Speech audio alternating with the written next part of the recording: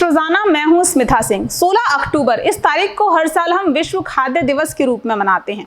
इस दिन को मनाने का उद्देश्य है भूखमरी से पीड़ित लोगों के प्रति समाज को जागरूक करना, ये बताना कि भूखमरी की क्या स्थिति है, जनमानस में ये जागरूकता फैलाना कि खाद्य पदार्थों की बर्बादी के प्रति हमें सजग रहने की जरूरत है, क्योंकि पेट भर पर्याप्त भोजन के अभाव में हर दिन न जाने कितने ही लोग भूखे सो जाते हैं। साल 1989 में FAO यानी कि फूड एंड एग्रीकल्चर ऑर्गेनाइजेशन की कॉन्फ्रेंस में विश्व खाद्य दिवस मनाने की घोषणा हुई और साल 1981 से हर साल इस दिन को मनाने की शुरुआत हुई।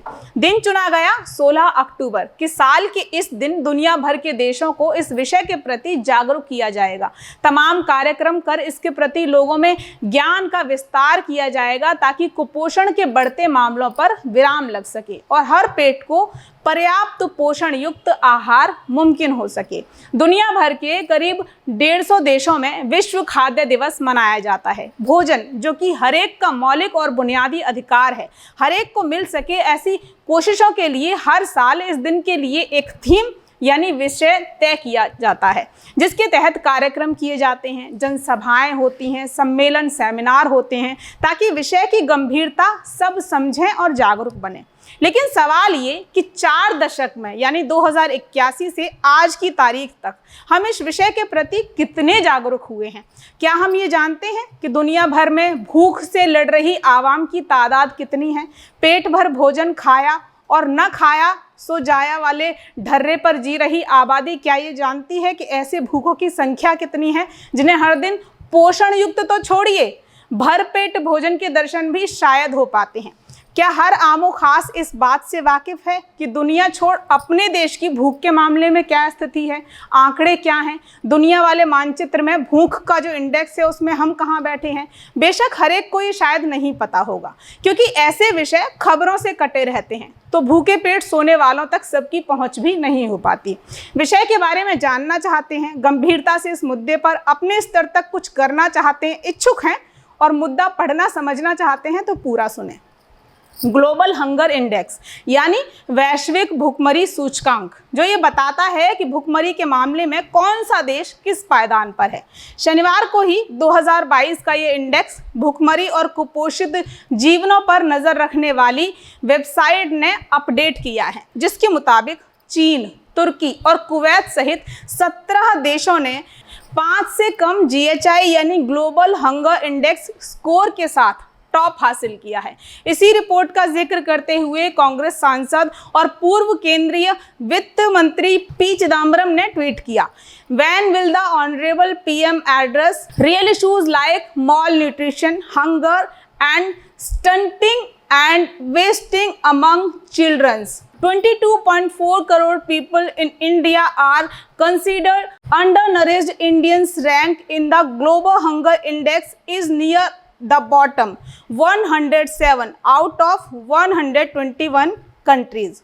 उन्होंने लिखा है कि नरेंद्र मोदी जी के नेतृत्व वाली सरकार के 2014 से अभी तक के 8 साल में हमारा स्कोर खराब हुआ है। आंकड़े बताते हुए उन्होंने ये भी लिखा है कि हंगर इंडेक्स में भारत का जो पायदान है वो 107वां है। उन्होंने ट्वीट करके सरकार से ये सवाल किया है कि माननीय प्रधानमंत्री कब बच्चों के बीच कुपोषण और भूख लाचारी जैसे वास्तविक मुद्दों का समाधान कर सकेंगे।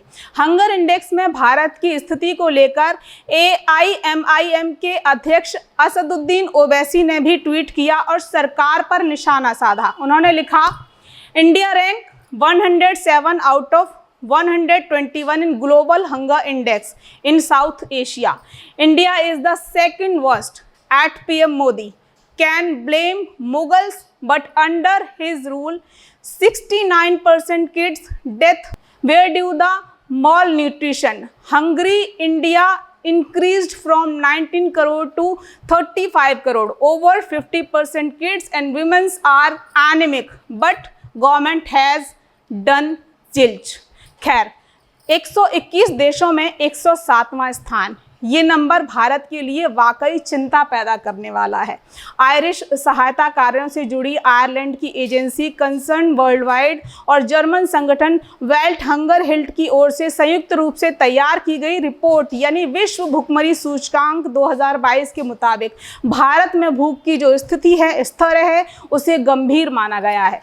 बीते साल यानी 2021 के ग्लोबल हंगर इंडेक्स में भी भारत 116 देशों में 101वें नंबर पर था। 2020 में 107 देशों के अंदर ये 94 नंबर पर था और इस साल 107वें नंबर पर है, यानी बीते साल के स्थान से भी 6 अंक और नीचे अपना देश आ चुका है। इस रिपोर्ट में भारत की परफॉर्मेंस गिरने के साथ साथ भारत का GHI स्कोर यानी ग्लोबल हंगर इंडेक्स स्कोर भी गिरा है, जिसमें अल्प पोषण, कुपोषण, बाल वृद्धि दर और मृत्यु दर शामिल है।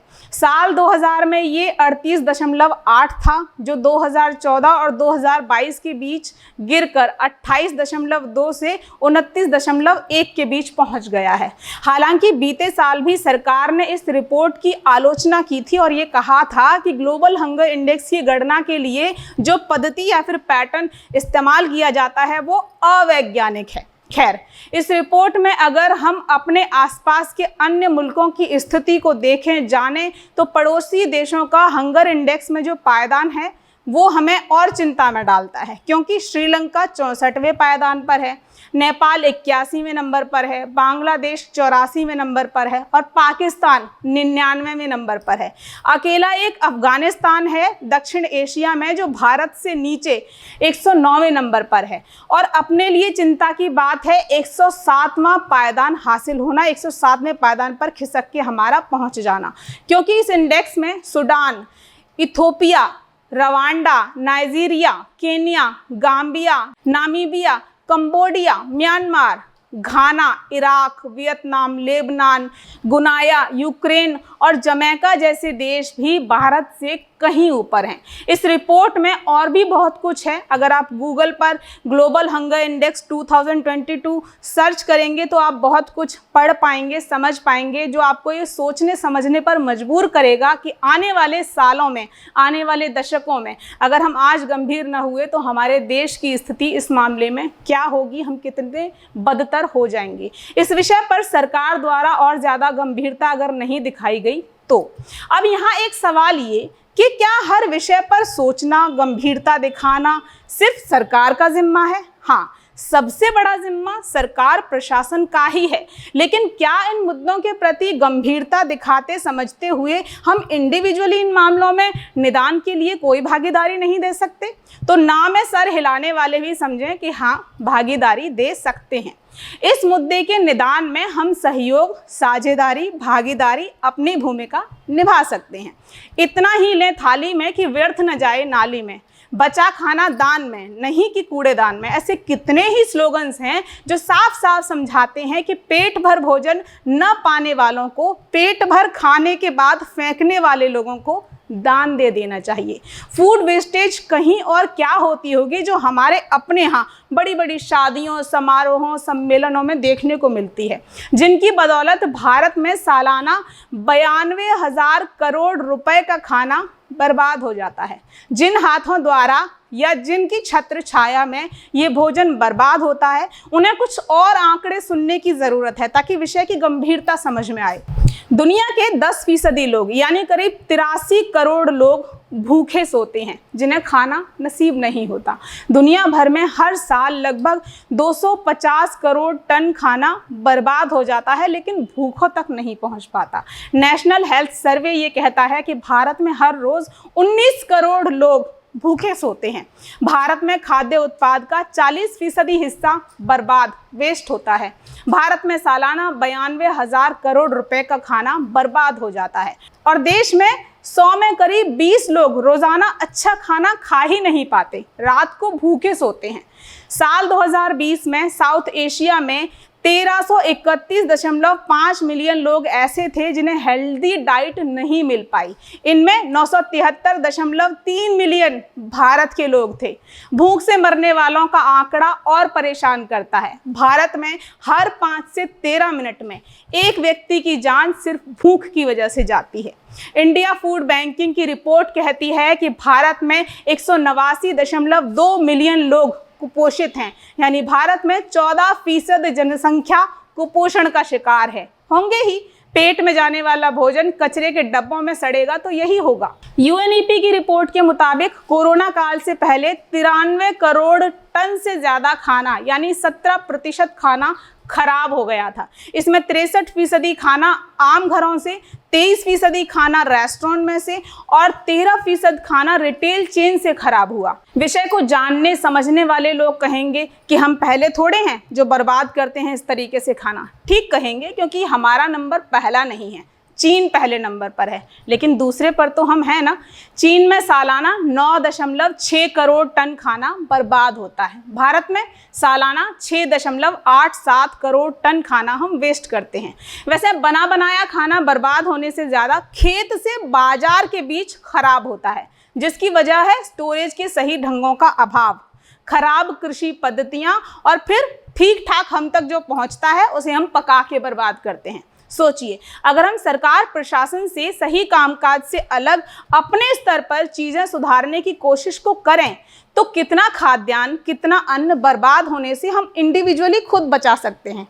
लेकिन कोई नहीं तो मैं क्यों, बस यही सोच है जो सब बहा रही है और विषय बीतते वक्त के साथ और जटिल होता जा रहा है। सरकारें, प्रशासन अपने स्तर पर इस दिशा में बेशक काम कर रही हैं, लेकिन हर काम की सफलता संभव है जन भागीदारी से। तो आप अपने स्तर पर इतना तो कर ही सकते हैं कि उतना ही लें थाली में कि व्यर्थ न जाए नाली में। कितने लोग इस मुद्दे की गंभीरता को समझ चुके हैं, इसीलिए आज इस दिशा में अपने स्तर पर काम करना शुरू भी कर चुके हैं और भूखों तक खाना पहुंचा रहे हैं। आप भी अपने स्तर की भागीदारी निभा सकते हैं।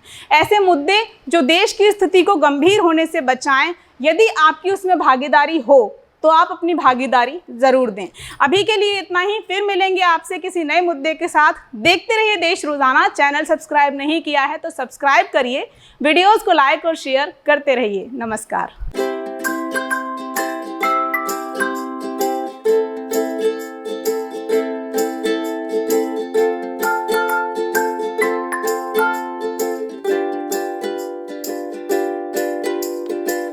हमारे साथ जुड़े रहने के लिए देखते रहिए देश रोजाना का YouTube चैनल। सब्सक्राइब कीजिए, साथ ही देश रोजाना की खबरें सबसे पहले देखने के लिए प्रेस कीजिए बेल आइकन।